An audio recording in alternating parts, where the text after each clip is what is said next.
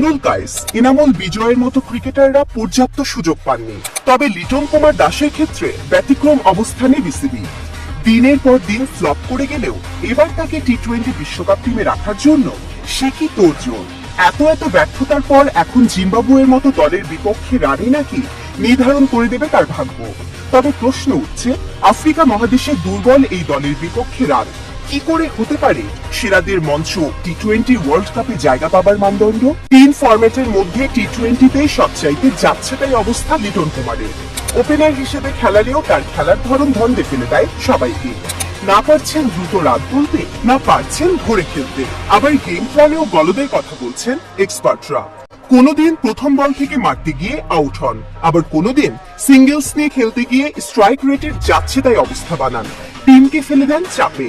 বিশেষজ্ঞদের মতামত, এরকম অফ ফর্মের ওপেনারকে নিয়ে বিশ্বকাপ খেলতে গেলে ভালো রেজাল্ট করা খুব কঠিন, কারণ টি-20 ফরম্যাটে ওপেনিং স্লটটাই নির্ধারণ করে দেয় ম্যাচ কোন দিকে যাবে।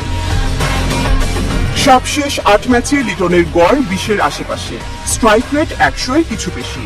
শুধু ইদানিংকার বাজে ফর্ম নয়, তিনি কি আসলে বিশ্বভারী সংস্করণের উপযুক্ত সে নিয়ে আছে ব্যাপক সংশয়। কারণ 78 আন্তর্জাতিক বিশ্বভারী ম্যাচ খেলার পরও এই ওপেনারের অ্যাভারেজ 25-এর নিচে।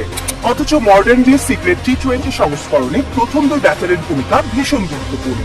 ওপেনারদের ধরে আর মেরে খেলার কৌশল ম্যাচের স্কোর কত হবে সেটা ঠিক করে দেয়। দুটোর কোনোটাই বহু চেষ্টা করার পরও লিটনকে দিয়ে হচ্ছে না।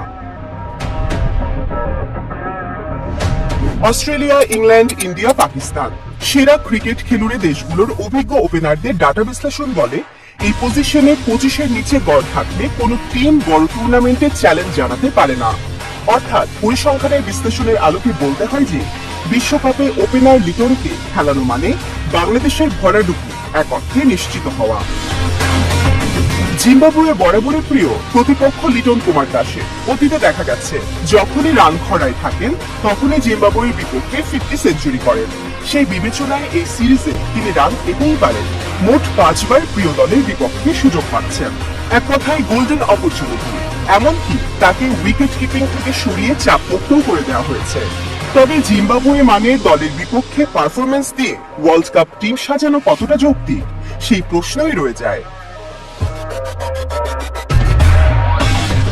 বিসিবি অভ্যন্তরীণ সূত্রগুলো মিডিয়াগুলোকে বলছে, যদি এই সিরিজে রান না পান তাহলে জনরোষ এড়াতে এলকেডি কে বাদ দিতে বাধ্য হতে পারে সিলেকশন প্যানেল। উল্লেখ্য যে প্রথম ম্যাচে 1 রান করার পর লিটনকে ব্যাপক মাত্রায় দুয়ধ্বনি দিয়েছিল চট্টগ্রামের দর্শকরা।